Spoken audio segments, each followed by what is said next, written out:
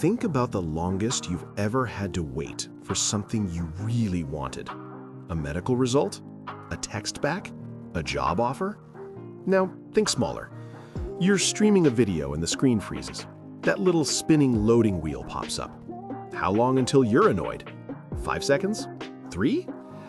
If we're honest, some of us think we're enduring trials like Job, but really, we just have slow Wi-Fi. Those moments expose a hard truth. We are not naturally patient. And if a 5-second delay bothers us, what happens when God seems to delay for 5 months or 5 years? Some of you are in a waiting room with God right now, praying for a family member to change, for a door to open, or for a season of depression to lift. This is exactly why James wrote James 5:7-12. He's speaking to people being squeezed by life, tempted to snap or give up. He gives us 3 pictures of what it looks like to wait without losing our souls. First, James points to the farmer.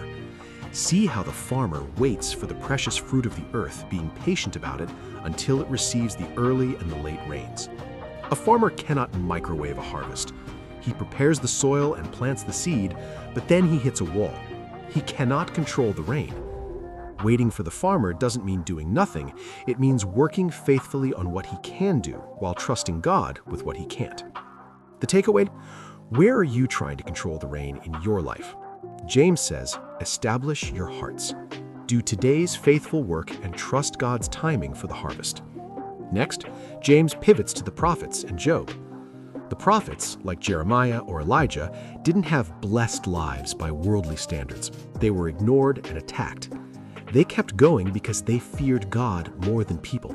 They remind us that obedience is often lonely, but it is never wasted. Then there's Job. He lost everything: wealth, health, and family. We often focus on his suffering, but James focuses on the finish line. He says we have seen the outcome of the Lord's dealings, that the Lord is compassionate and merciful. The headline of Job's life isn't "he got his stuff back." It's "God's character stayed true." Even when you can't see what God is doing, his heart towards you hasn't changed. He is still compassionate. He is still merciful. Right in the middle of these big examples, James gets uncomfortably practical. He says, do not grumble against one another, and let your yes be yes. When we're hurting or waiting, we tend to take it out sideways.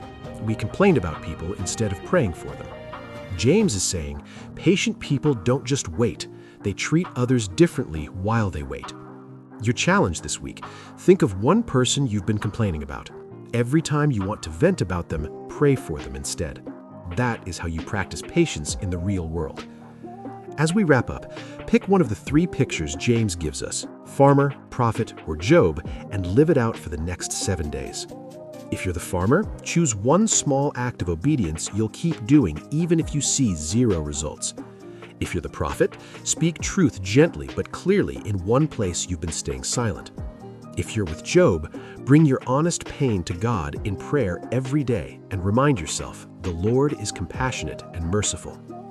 Comment below which picture you want to live out for the next 7 days, then tell one friend which one you chose and ask them to check in with you by the end of the week. Don't just hear about patience in suffering. Step into it with Jesus, one deliberate choice at a time.